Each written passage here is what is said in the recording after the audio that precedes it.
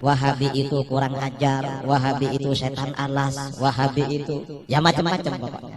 Kamu bilang begitu pahalanya sama dengan wiritan dan lebih afdal daripada wiritan. Syekh Muhammad bin Abdul Wahab adalah seorang mujaddid, ulama Ahlus Sunnah wal Jamaah.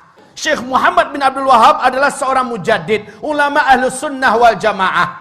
Lihat seluruh bacaan-bacaan yang ditulisnya, lihat seluruh gubahan-gubahannya, lihat seluruh penyampaiannya, sama dengan yang ada pada umat Islam pada hari ini. Assalamualaikum warahmatullahi wabarakatuh. Kembali ke Teropong Wak Lebay.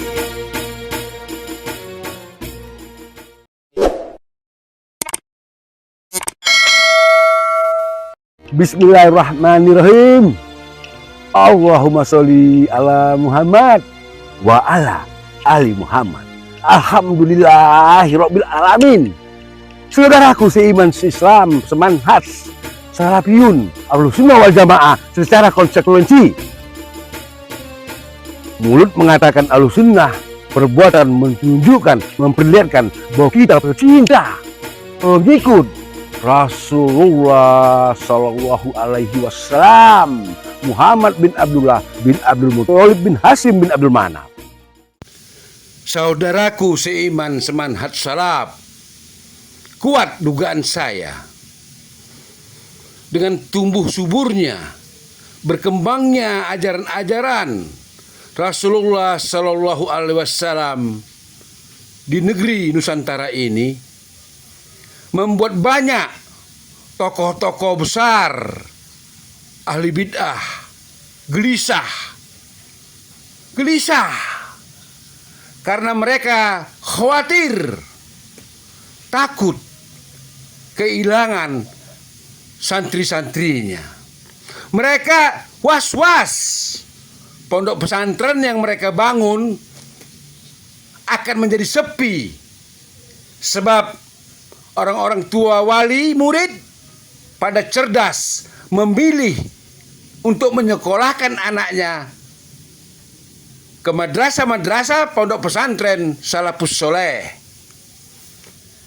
Karena orang-orang tua murid sudah tahu bahwa hanya doa anak yang soleh, salehah yang sampai kepada orang tuanya ketika orang tuanya mati di dalam kubur. Mari kita dengarkan bagaimana rasa was-was orang-orang terhadap kehadiran munculnya, tumbuh berkembangnya sunnah Rasulullah Sallallahu Alaihi Wasallam. Bagaimana kita yang ahli sunnah wal jamaah ini mensekolahkan anak ke pondok-pondoknya salafi?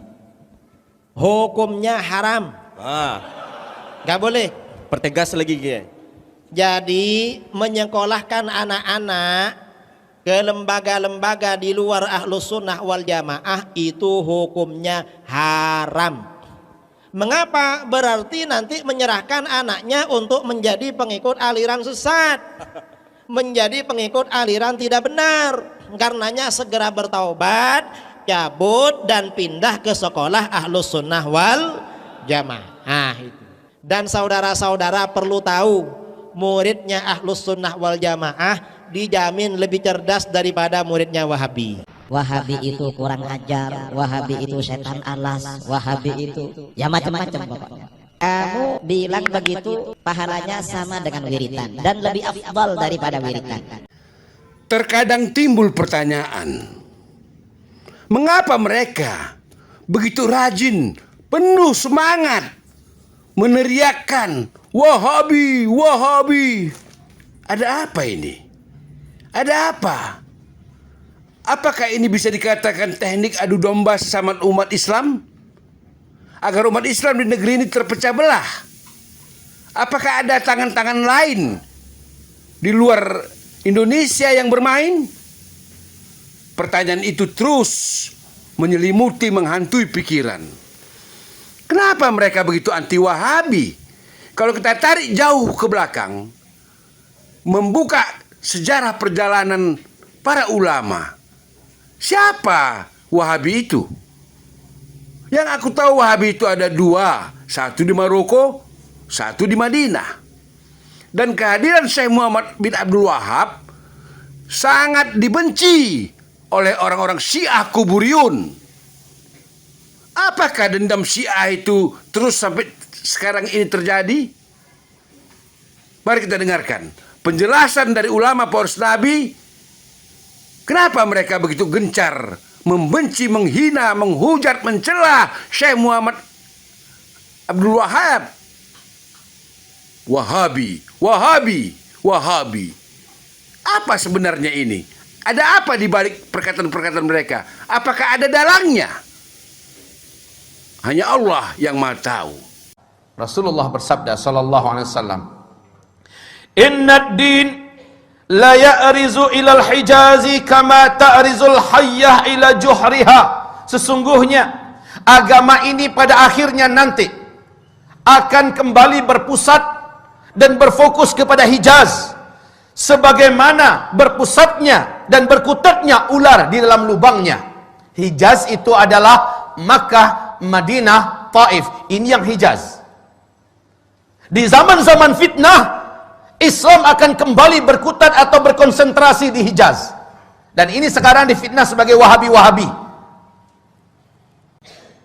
Rasulullah sallallahu alaihi wasallam ceritakan oleh Abu Hurairah, semoga Allah ridha kepadanya. Rasulullah bersabda, "Innal Islam bada'a ghariban wa sayaudu ghariban kama bada'a."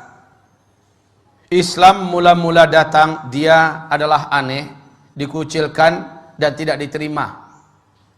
Nanti ketika di akhir zaman, Islam akan kembali dianggap aneh, dikucilkan dan kembali tidak diterima. Justru oleh umatnya sendiri. Wa huwa ya'rizu bainal masjidaini kama ta'rizul hayyatu fi juhriha. Dan Islam ini, kata Rasulullah sallallahu alaihi wasallam, hanya akan terpusat di dua masjid ini, yakni Masjid An-Nabawi dan Masjidil Haram, berarti di Makkah dan di Madinah, ya. Kama ta'rizul hayyatu fi juhriha, sebagaimana ular berpusat di dalam lubangnya. Hari ini sekali lagi isu tentang Abdul Wahab bin Abdul Rahman Al-Afriqi di abad kedua dari kelompok komunitas Khawarij yang menganggap kelompoknya saja yang paling benar, di luarnya sesat seluruhnya, yang mengkafir-kafirkan orang, membidah-bidahkan orang pada abad kedua Hijriah. Bukan Syekh Muhammad bin Abdul Wahab At-Tamimi yang ada di Hijaz, bukan. Ini jelas mujaddid. Tetapi umat Islam ini dengan dalam buku yang ditulis oleh Muhammad Novelis, Zionis dan Syiah bersatu menghantam Islam. Ternyata istilah Wahabi-Wahabi yang harusnya di abad kedua yang muncul itu, si Khawarij itu, ini yang dihidupkan dan disematkan kepada Syekh Muhammad bin Abdul Wahab. Dan ini tidak benar, ini batil. Syekh Muhammad bin Abdul Wahab adalah seorang mujaddid, ulama Ahlus Sunnah wal Jamaah. Lihat seluruh bacaan-bacaan yang ditulisnya, lihat seluruh gubahan-gubahannya, lihat seluruh penyampaiannya, sama dengan yang ada pada umat Islam pada hari ini, baik yang dipakai dan diamalkan oleh NU, baik yang diamalkan dipakai oleh umat Islam yang ada di Muhammadiyah, baik yang dipakai oleh Ahlussunnah wal Jamaah yang ada di mana-mana. Tapi yang ditulis, yang diucapkan, dilafazkan oleh sang Khawarij abad kedua Hijriah, yakni Abdul Wahab bin Abdul Rahman, ini dia yang sesat, menyesatkan. Tapi orang-orang Syiah menyematkan ini kepada Syekh Muhammad bin Abdul Wahab. Inilah kebatilan yang nyata, ibarat Allah yang kami muliakan. Lalu umat Islam sekarang mau saja percaya dan dibentur-benturkan. Betapa prihatinnya, perih hati saya ketika mendengar ada seorang Sunni diusir oleh saudara Sunninya yang lain. Kenapa? Sunni yang ini adalah mereka dari komunitas mayoritas, punya kebiasaan mengamalkan ini amal itu. Yang Sunni ini tidak mau mengikuti semacam Maulid Nabi, Isra Mi'raj, nggak mengikuti, ya. Tapi dia tetap baik berhubungan dengan masyarakat. Dianggap dan dibakar-bakar, disponsori, ini adalah paham Wahabi. Diusir dari kampungnya, diusir, tidak boleh lagi tinggal di kampung, bahkan diancam bakar. Rumahnya memang dibakar. Sampai-sampai ketika disakiti sekeluarga, padahal sama-sama Sunni, yang bertepuk tangan Syi'i, orang Syiah, karena kompor yang mereka nyalakan telah membakar sesama umat Islam. Harusnya kaum muslimin sadarilah, semua sifat-sifat Wahabi yang diceritakan oleh saudara kita yang menyebar di mana-mana 100% ada pada komunitas Syiah. Semua sifat-sifat yang ada pada Wahabi-Wahabi itu ada pada Syiah seluruhnya. Baca tentang Syiah, lihat perang-perang Wahabi, 100% ada pada Syiah. Yang maling mereka, yang teriak maling mereka, dan mengadu domba sesama umat Islam. Sadarlah, wahai saudaraku, jangan mau dibentur-benturkan. Cintai saudaramu. Dan kata Rasulullah SAW, la tadkhulul jannah hatta tu'minu. Kamu tidak akan pernah masuk ke dalam surga sampai kamu menjadi orang yang beriman. Wala tu'minu hatta tahabbu. Dan kamu tidak akan pernah menjadi orang yang beriman sehingga kamu saling mencintai. Kamu tidak akan pernah menjadi orang yang beriman sampai kamu saling mencintai. Saling mencintai ini adalah syarat menjadi orang yang beriman. Ibarat Allah, ma'asyiral muslimin, hamba-hamba Allah yang kami muliakan. Bagaimana, surga mana yang akan kita layak masuki sementara kita membenci sama orang beriman?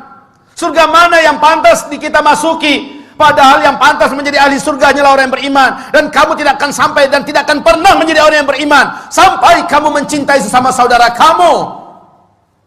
Perbedaan nama, perbedaan karakter, perbedaan sifat dan sebagainya jangan dijadikan alasan untuk kita tidak menganggapnya saudara kita. Orang tua kita sama, Al-Quran dan As-Sunnah. Rumah besar kita sama, Islam. Yang prinsip-prinsip kita masih sama. Hanya perbedaan-perbedaan ini jangan sampai kita mau dicabik-cabik. Ini yang menjadikan syaitan itu, walakin fit tahrishi bainahum. Akan tetapi dengan memecah belah dan mengadu domba sesama mereka, di sini pintunya yang didapat oleh syaitan ada pada umat ini. Informasi dari ulama poros Nabi sangat berharga bagi kita.